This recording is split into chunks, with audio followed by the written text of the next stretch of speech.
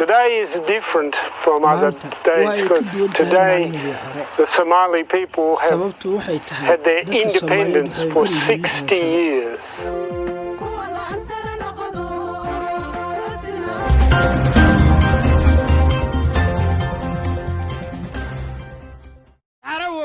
waa ninka dheer oo dhalinyarada oo dhutinaya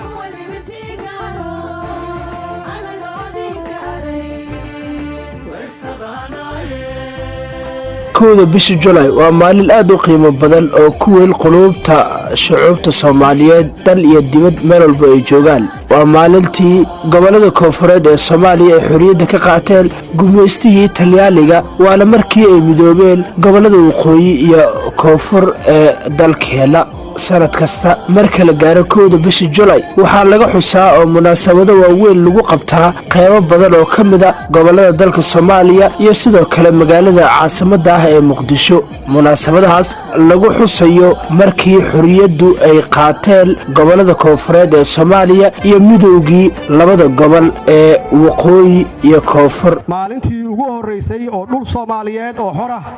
calan Soomaaliyeed uu ka babado oo laga taago waa maalintii halgankii dheeraa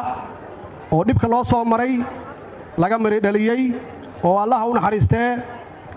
Cabdullaahi Suldaan Timcadde oo qiiraysan erayadiisii wadaniyada ku dheehnayd taariikhdana gashay uu ku yiri sareeyo oo manusqaamo aan siduu yahay eegno ee kaana siib kana saar calanka Soomaaliyeed goobtii uu horeysay ee laga taagay waxay ahayd beertii xorriyadda ee magaalada Hargeysa taasoo qof walba oo Soomaaliyeed shucuurtiisa iyo dareenkiisa ay taabatay halgankii gumaysidiidka iyo Soomaalinimo wuxuu ahaa mid ka soo bilowday gobolada waqooyi inkastoo gobolada koonfureed naftigoodu ay aad ula dagaaleen Talyaaniga marka laga soo tago munaasabadaha lagu qabto magaalada Muqdisho iyo guud ahaan gobolada dalka Soomaaliya iyo qaybo badan oo kamid ah wadamada caalamka gaar ahaan gobolada ay aadka ugu badan yihiin dadka Soomaaliyeed haddana waxaa jira nin u dhashay dalka Australia oo sanad kasta marka la gaaro kooda bisha July gurigiisa ka taago calanka Soomaaliya ninkan waa konton iyo dhowr sano jir waxaana gurigiisa uu ku suraa sanad kasta marka la gaaro kooda bisha July calanka Soomaaliya ee buluuga ah ee cirka u eg xidigta cad ee shanta geesood ahna dhaxda ku leh boqolaal muwaadiniin u dhashay dalka Soomaaliya ayaa ka qayb gala calansurka iyo sidoo kale munaasabad kooban oo gurigiisa sanad kasta bisha July marka la gaaro uu markaa ku qabto Master Mag oo u dhashay dalka Australia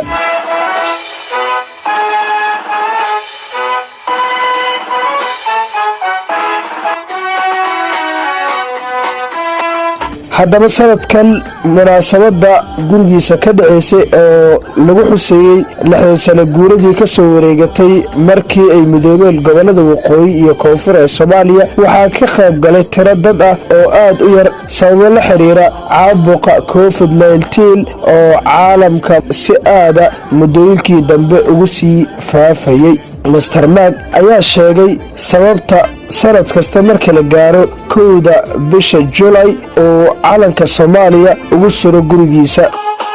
Today is different from other days because today the Somali people have had their independence for 60 years.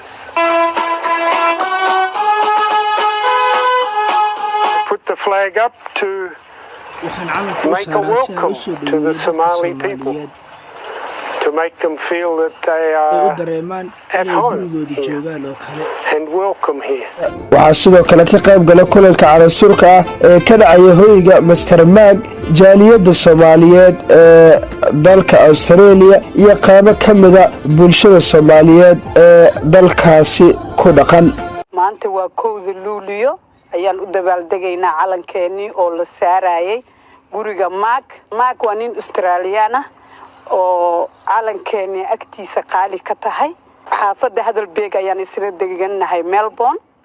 maadaama aan muddo wadankan ku noolahay last 12 sano waxaan halkan ku arkay maak oo gurigan degan oo calankaas quruxda badan suura markii la gaaro maalinta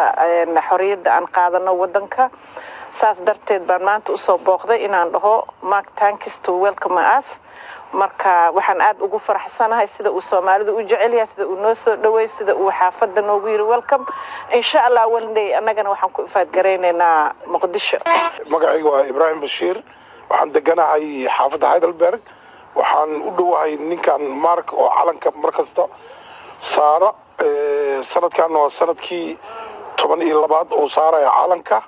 Mark waa nin runtii oo xaafadan degan oo Soomaalida aad u soo dhaweeyay oo anagoo dhan oo dariska ee soo xasuusinayay maalintii xorriyadda ee ahayd